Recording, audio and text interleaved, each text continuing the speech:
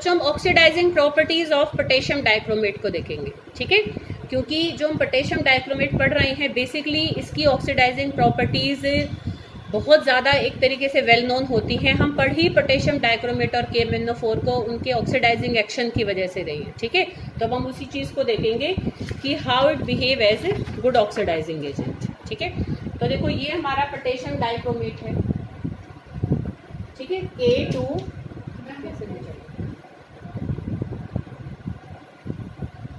ठीक है, K2Cr2O7, ठीक है। तो पोटेशियम डाइक्रोमेट क्या होता है बेटा, एसिडिक मीडियम में ये बिहेव करता है एक गुड ऑक्सीडाइजिंग एजेंट, ठीक है। तो अब देखो जब मैं एसिडिक मीडियम दूंगी तो फिर मैंने जैसे मान लो यहाँ पर थोड़ा सा सल्फ्यूरिक एसिड डाला, रिएक्शंस करने हैं, कोई रटने की जरूरत नहीं है, हमें बस बेसिक बात को पकड़ना है। तो पोटेशियम डाइक्रोमेट में जब हम सल्फ्यूरिक एसिड को डालते हैं, ठीक है, तो इसके साथ देखो कोई और रिड्यूसिंग एजेंट भी आएगा तब होगा रिएक्शन, ऐसे नहीं है कि खाली एसिड के डालते ही हो जाएगा। तो हम पहले पर हाफ रिएक्शन देख रहे हैं, हाफ समझते हो, ध्यान करो जब हमने उसमें करते हैं कि ये ऑक्सीडेशन हाफ रिएक्शन है, रिडक्शन हाफ रिएक्शन है, ठीक है। तो ये अपने पार्ट पर किस चीज में कन्वर्ट होगा, जब इसमें कोई रिड्यूसिंग एजेंट डाला जाएगा तो हम उसका वो हाफ वाला पार्ट देख रहे हैं, ठीक है। तो तब हमारा जो पोटेशियम है वो हमारा K2SO4 में चेंज होगा, ठीक है। यहाँ से सल्फेट आयंस लेंगे और बेसिकली इसमें जो क्रोमियम है अगर तुम ऑक्सीडेशन स्टेट निकालोगे बेटा तो इसमें इसकी +6 आएगी, ठीक है।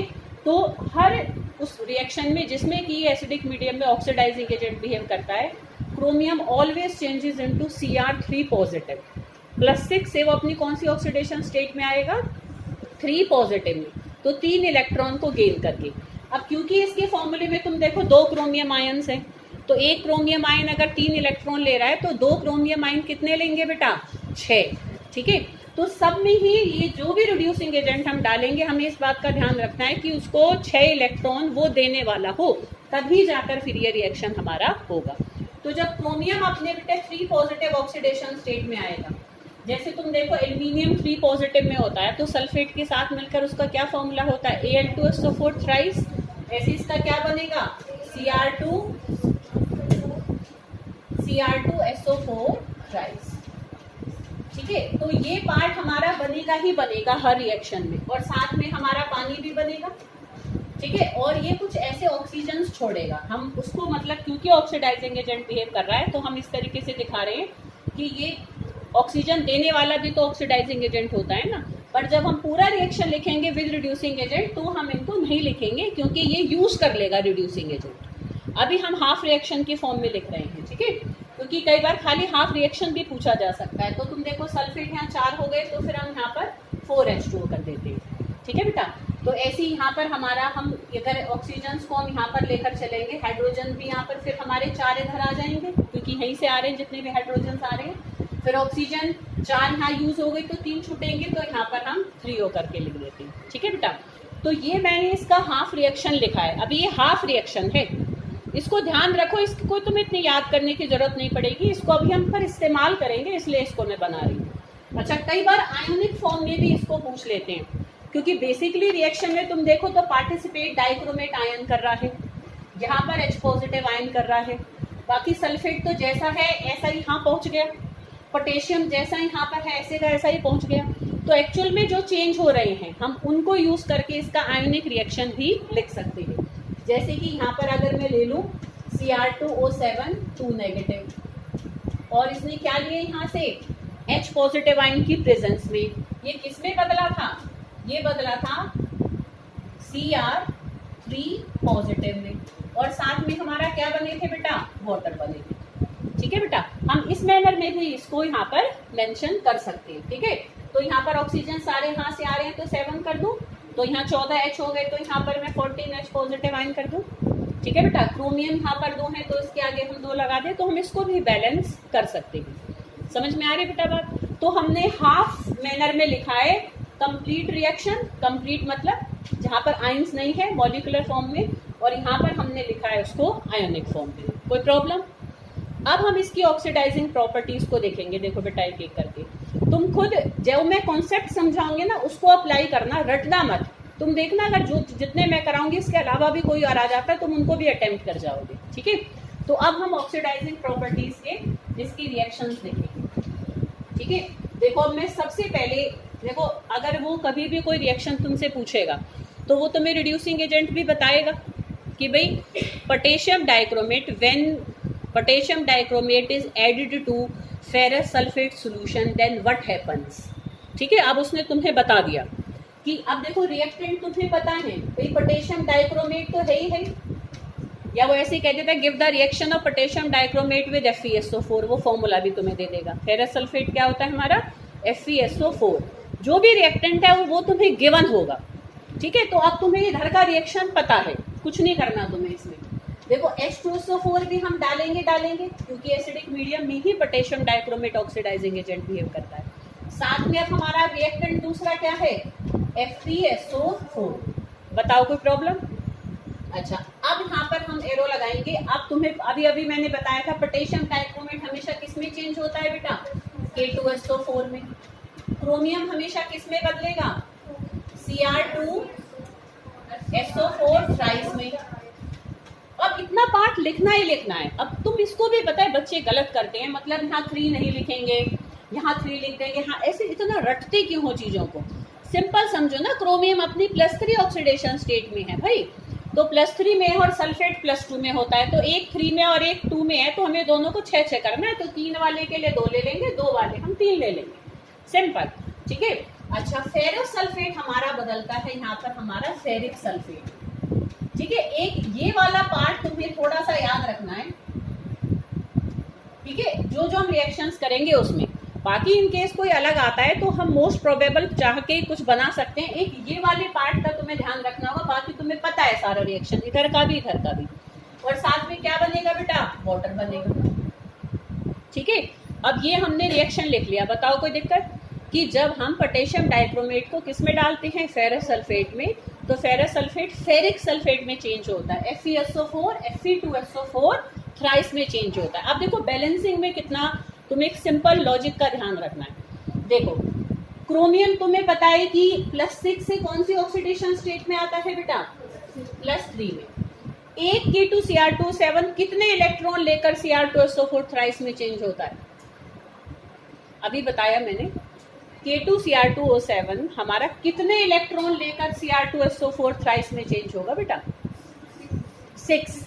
एक Cr जब +6 से +3 में जा रहा है, यही देखो ना, एक Cr जब +6 से +3 में जा रहा है तो 3 इलेक्ट्रॉन गेन करेगा। Oxidising agent gain of electron ही तो करते, तभी तो चार्ज कम होगा।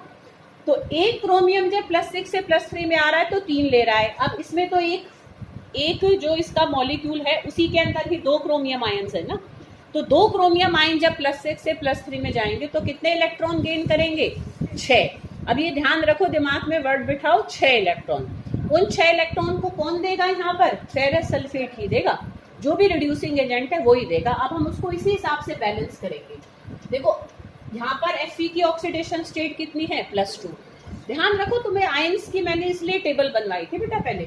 सल्फेट पर 2 नेगेटिव है तो आयरन पर क्या होगा, 2 पॉजिटिव, अगर दोनों 1-1 हैं तो। और यहाँ कभी भी ऐसे बेटा होल थ्राइस करके लिखा रहता है तो अंडरस्टूड है, ये ध्यान से रख के चलो दिमाग में कि जो कैटायन है उस पर +3 चार्ज ही होगा। देखो जैसे यहाँ पर भी SO4 थ्राइस है तो ये +3 है, यहाँ पर भी SO4 थ्राइस है तो ये भी हमारा क्या है, +3 है। अब खुद सोच के बताओ, देखो बेटा जब एक आयरन +2 से +3 में आता है तो कितने इलेक्ट्रॉन लॉस कर रहा है, +2 से +3 में आ रहा है तो 1 इलेक्ट्रॉन दे रहा है। हमें कितने चाहिए इससे, 6। कितने चाहिए बेटा इससे, 6। सिंपल लॉजिक एक बार समझ लो, सब में ये अप्लाई करो, तुम्हारा बैलेंस भी एकदम सही होगा और कोई गलती भी नहीं होगी। जब ये +2 से जब एक FeSO4 Fe2SO4 थ्राइस में आता है तो 1 इलेक्ट्रॉन छोड़ता है। हमें यहाँ पर कितने चाहिए, 6। तो हम फेरस सल्फेट कितने ले लेंगे बेटा यहाँ पर, 6, क्योंकि इससे हमें 6 इलेक्ट्रॉन चाहिए, तभी ये इसके साथ आकर रिएक्शन करेगा। समझ में आ रही बेटा बात। तो अब अगर यहाँ 6 है तो हम यहाँ बैलेंस करेंगे, तो यहाँ बैलेंस करने के लिए Fe के आगे कितने लगाऊं, 3, क्योंकि यहाँ ऑलरेडी 2 है। तो अब ये हो गया ये पार्ट बैलेंस। अब बाकियों को हम इसके अकॉर्डिंगली यहाँ पर देखो बैलेंस करते चलेंगे कि देखो यहाँ पर हमारे 2 पोटेशियम है तो 2 पोटेशियम है, क्रोमियम 2 है तो क्रोमियम 2 है। सल्फेट कितने हो गए, देखो 3, 4 और 3 यहाँ पर भी है, 7 हो गए, 3, 3, 6 और 1, 7। तो यहाँ पर मैं आगे क्या लगा दूंगी, 7H2SO4 कर दूंगी। जब 7 हाइड्रोजन यहाँ पर आ गए तो वाटर के आगे भी मैं क्या लगा दूंगी, 7 लगा दूंगी। अब देखो इक्वेशन बैलेंस्ड आ रही है सबको बेटा बात समझ में, ठीक है। तो इसमें कभी भी घबराना मत, कभी भी पोटेशियम डाइक्रोमेट के ऊपर क्वेश्चन आ जाए तो इतना पार्ट तो हमेशा लिख सकते हो बेटा। ये भी पता है एसिड भी ये डलेगी, यहाँ जो पूछा जाएगा वो भी वो तुम्हें बताएगा कि इतना आधा रिएक्शन लिख दिया तुमने, यहाँ पर भी ये भी बनेगा, ये भी बनेगा, ये भी बनेगा, इतना पार्ट तो याद रखो बेटा हमेशा। अब यहाँ जो चेंज होगा वो अकॉर्डिंग टू आवर रिएक्टेंट है, ठीक है, जो भी उसने अगला हमें रिड्यूसिंग एजेंट प्रोवाइड किया है। अब ऐसे हम एक और करके देखते हैं, ठीक है। ऐसे घर पर इनको ऐसे रटना मत, मैं फिर कह रही हूँ, अपने आप एक बार देख लेना, हेडिंग्स देख लेना बस नोट्स में से, और खुद रफ कॉपी में लिख लिख कर देखना। जब तुम समझ के करोगे बेटा तो कभी भी नहीं भूलोगे, ठीक है। ये भूलने की प्रॉब्लम जो कहते हैं ना, याद तो हम करके आते हैं, मैम क्या करें हम लोग भूल जाते हैं, ये कुछ नहीं होता बेटा। ये जब भूलते हो जब तुम बिल्कुल भी बिना समझे पढ़ते हो, ठीक है। समझ के पढ़ोगे, मतलब ही नहीं है कि कभी भी भूल जाओ। पिक्चर की स्टोरी भूलते हो कभी भी, देख कर आते हो 3 घंटे में, फट जैसे नहीं 10 मिनट में पूरी स्टोरी उसको समराइज करके तुम सुना देते हो ना आराम से। तो ऐसे ही एक स्टोरी की तरह चीज़ों को पकड़ के चलो बेटा, चीज़ें अपने आप माइंड में सेट रहती हैं।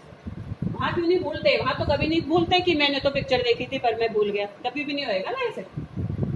चलो अब नेक्स्ट अब हम देखते हैं, फिर हम क्या लेंगे, हमारा ऑक्सीडाइजिंग एजेंट क्या है, पोटेशियम डाइक्रोमेट। क्या डालेंगे इसमें, H2SO4, बोलो जोर जोर से। अब हम यहाँ पर जो नेक्स्ट ले रहे हैं दैट इज Ki, ठीक है, पोटेशियम आयोडाइड। ये 3 हमारे ज्यादा पूछे जाते हैं, Ki, FeSO4 और H2S। तो पहले तो ये 3 अच्छी तरह से तुम याद कर लो। फिर मैंने उसके अलावा भी 2 और लिख दिए थे एक बार कभी आए थे तो, पर बुक में बेटा बहुत सारे हैं, हम इतने सारे नहीं कर सकते यहाँ पर, सीधी सी बात है, ठीक है। इन केस अलग आता है तो तुम्हें यही लॉजिक लगाकर उनको भी अटेम्प्ट करने की ट्राई करनी है, ठीक है बेटा। अच्छा अब हम, अच्छा वो जो पीछे चला गया जो अभी मैंने हटा दिया था, चलो इससे बताऊंगी कि कई बार इसी रिएक्शन को ना आयोनिक फॉर्म में भी पूछ लेते हैं। जैसे लास्ट ईयर बोर्ड में आयोनिक फॉर्म में पूछा था, तो मैंने एक जगह लिख दिया है वैसे आयोनिक फॉर्म भी एक अलग पेज पे, मैं फोटो खींच के भेज दूंगी, आज इस फोल्डर में भी रखा है जो उसको मैंने दिया है भूमिका को। चाहो तो आयोनिक फॉर्म्स वाले नोट कर लेने, तो इसमें से निकलते हैं, मैं अभी तुम्हें यहाँ करके समझा दूंगी। तो देखो बेटा अब यहाँ पर बताओ क्या क्या बनेगा, फिर बोलो राइस और वाटर भी बनेगा। हाँ अब हम Ki को देखेंगे, Ki हमारा चेंज होता है, ठीक है, आफ्टर इट्स रिडक्शन, कि भाई सॉरी इसका तो ऑक्सीडेशन होगा, ये तो लॉस करेगा, ठीक है। जब इसका ऑक्सीडेशन होगा तो Ki हमारा चेंज होता है I2 में। किसमें बदलेगा बेटा, I2 में। तो ऐसे ये इसका याद रखना है कि Ki किसमें बदलेगा, I2 में। बाकी तो रिएक्शन वही का वही है, ठीक है। तो इसलिए कोई प्लीज मिस मत करो ऐसी चीजों को। प्रवेश सुन रहे हो ना बेटा, ठीक है, ध्यान से बेटा घर जाकर इनको लिख लिख कर देखना, मतलब ही नहीं है कि नहीं कर पाओ अगर तुम समझ के चल रहे हो तो। अब देखो बेटा यहाँ पर आयोडाइड के ऊपर कितना चार्ज है, -1, ठीक है। और ये जो I2 बना है इस पर क्या होगा, 0, क्योंकि कोई भी नेचर में जिस फॉर्म में मिलता है ना बेटा, अगर अपने ही एटम के साथ जुड़ा हुआ है तब हमेशा उसका ऑक्सीडेशन नंबर 0 होता है, ठीक है। तो I2 में इसका क्या होगा, 0। तो अब ध्यान से देखो, जब ये -1 से 0 में आ रहा है तो कितने इलेक्ट्रॉन लॉस कर रहा है, 1। हमें कितने चाहिए इससे, 6। तो ये कितने ले लें हम, 6। तो यहाँ पर आगे क्या करूँ, 3, ठीक है। अब हम बाकी बैलेंस करें, देखो 3 सल्फेट है और 1 सल्फेट है, 4 सल्फेट है, तो यहाँ पर हम क्या लगा देंगे, 4। कोई प्रॉब्लम, ठीक है। अच्छा अब हमारा बाकी और बैलेंस कर लो, देखो यहाँ पर हमारा कितना हो जाएगा, पोटेशियम इधर आ रही है हमारे, अच्छा पोटेशियम यहाँ भी है पर हमारे, ठीक है ना। तो पोटेशियम हमें यहाँ और भी बैलेंस करने पड़ेंगे, आयोडाइड भी बैलेंस्ड है हमारे, क्रोमियम भी बैलेंस्ड है, ठीक है। तो अब अगर मैं इसको यहाँ पर बढ़ाती हूँ कि यहाँ पर ये हमारे कितने हैं, 6 Ki हैं, ठीक है। तो इधर अगर हम इसको बढ़ाएंगे 6, तो क्योंकि हमें यहाँ करने ही करने पड़ेंगे, तो इधर आगे यहाँ बढ़ाना पड़ेगा, ठीक है। तो अब यहाँ पर हमारे ये कितने हो जाएंगे बेटा, 3, तभी हमारे ये 6 नहीं 2 वो भी तो है, 4 लेना पड़ेगा, हाँ। तो 4 कर देंगे, पर 4 करेंगे तो फिर ये सल्फेट कितने हो जाएंगे, 7। तो फिर हमें यहाँ पर भी क्या करना पड़ेगा, ये 7 करने पड़ेंगे, ठीक है। और फिर वाटर भी हमारे कितने हो जाएंगे, 7। अब तुम ऐसे जनरल में जो बच्चा ऐसे बैलेंस करने में टाइम लगता है तो देखो कि ज्यादातर सब में हमारा यहाँ 7 और इधर 7 ही आता है। एक सिंपल एक पॉइंट याद रखो ताकि इनकेस भूल जाओ तो तुम तब भी बैलेंसिंग को सही कराओगे। समझ में आ रही बेटा बात? अच्छा, अब यहाँ कोई प्रॉब्लम लिख कर देखना बेटा जरूर रिएक्शंस को, ठीक है। अच्छा, अब इसी को अगर आयनिक फॉर्म में वो पूछ लेता कि गिव द रिएक्शन ऑफ, वो ऐसे कह देता give the reaction of I negative with dichromate ion, ion के साथ अगर पूछे तो बस इनके आयन वो वाले उठाओ जो रिएक्शन में पार्टिसिपेट कर रहे हैं। यहाँ पर कौन सा कर रहा है बेटा? Dichromate ion. तो डाइक्रोमेट आयन को लेंगे, ये हमारा क्या है? H पॉजिटिव यूज हो रहा है क्योंकि एसिड का हमारा H पॉजिटिव भी यूज होता है, और आयोडाइड का हमारा मतलब आयोडाइड ही यूज हो रहा है तो आई negative.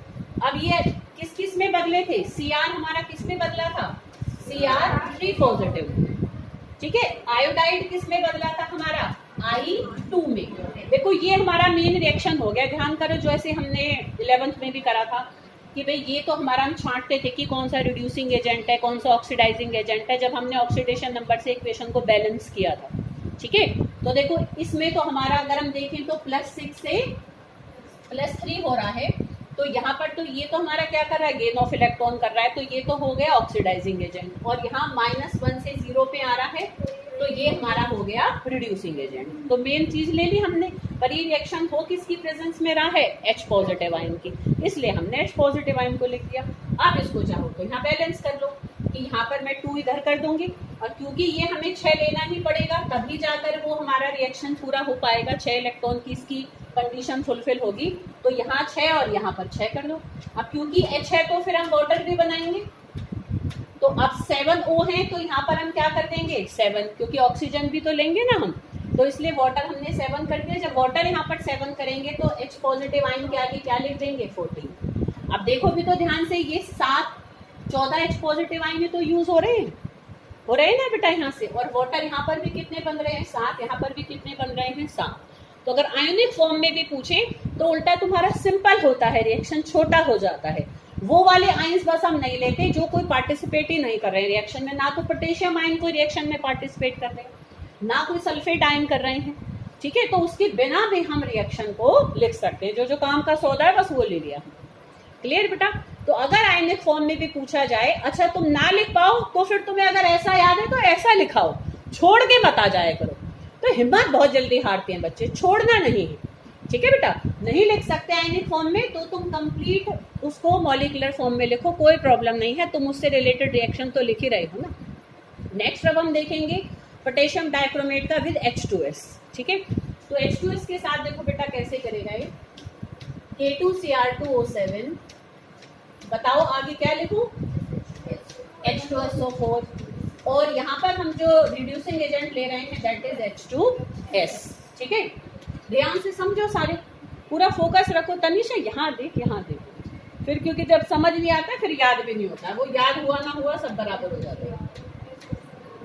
K2SO4 plus Cr2SO4 thrice, जो भी यहाँ ध्यान से जोर जोर से बोल रहा है ना वो कभी नहीं भूलेगा। अब कितने कष्ट करते हैं, यहाँ भी यही नहीं बोलते हैं, तुम यही नहीं बोलोगे घर भी फिर कैसे पढ़ोगे तुम, फिर वो सब खत्म हो जाता है बेटा, उसकी कोई यूटिलिटी नहीं रहती, ठीक है। तो सब बोलो यहाँ पर जोर से, तुम्हारे दिमाग में जाएगा बोलने से।